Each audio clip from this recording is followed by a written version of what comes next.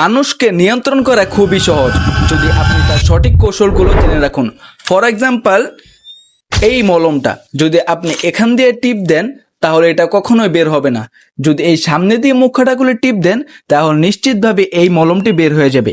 তেমনিভাবে মানুষকে নিয়ন্ত্রণ করার জন্য সাইকোলজি এমন 10টি ট্রিক বলে দিয়েছেন যা যদি আপনি প্রয়োগ করেন তাহলে নিশ্চিত ওই মানুষটি পরিবর্তন হবে। হ্যালো বন্ধুরা, আসসালামু আলাইকুম।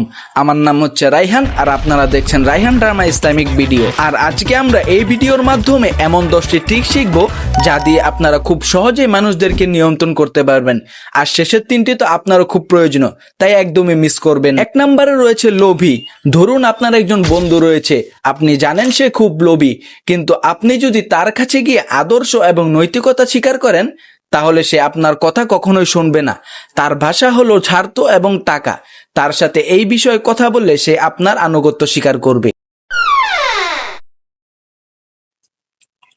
হ্যাঁ, 2 নম্বরে হচ্ছে অহংকারী। অহংকারীদের সাথে আপনারা কখনোই তর্কে জড়াবেন না, কারণ তাদের সাথে তর্কে জড়ানোর মানে হচ্ছে আপনার দেওয়ালের সাথে পিঠ থেকে যাওয়া। এর থেকে ভালো হবে আপনারা তাদের একটু প্রশংসা করে দিন, তাতেই তারা খুশি হয়ে যাবে। 3 নম্বরে হচ্ছে বোকা মানুষ।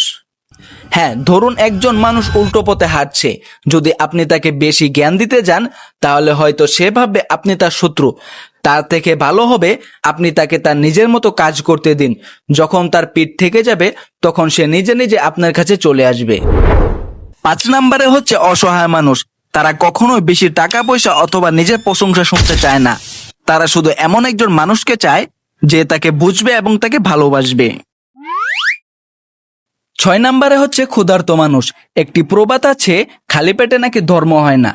তেমনি একটি মানুষ যখন ক্ষুধার্ত থাকে তখন তাকে জ্ঞান না দিয়ে আগে তাকে খাবার দিন, এরপর যা বলার তা বলবেন।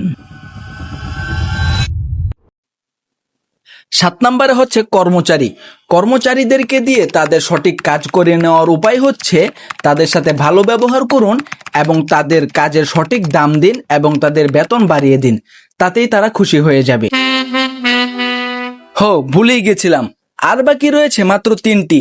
এই 3টি হলো খুব গুরুত্বপূর্ণ। আর এখনো যারা ভিডিওটাকে লাইক করেননি, ভিডিওটাকে লাইক করে দিন এবং চ্যানেলটিকে সাবস্ক্রাইব করে দিন। 8 নম্বরে রয়েছে শাশুড়ি।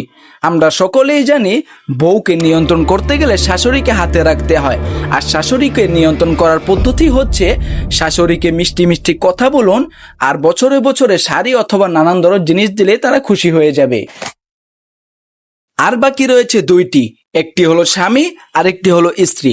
চলুন প্রথমে স্বামীর বিষয় জেনে আসি।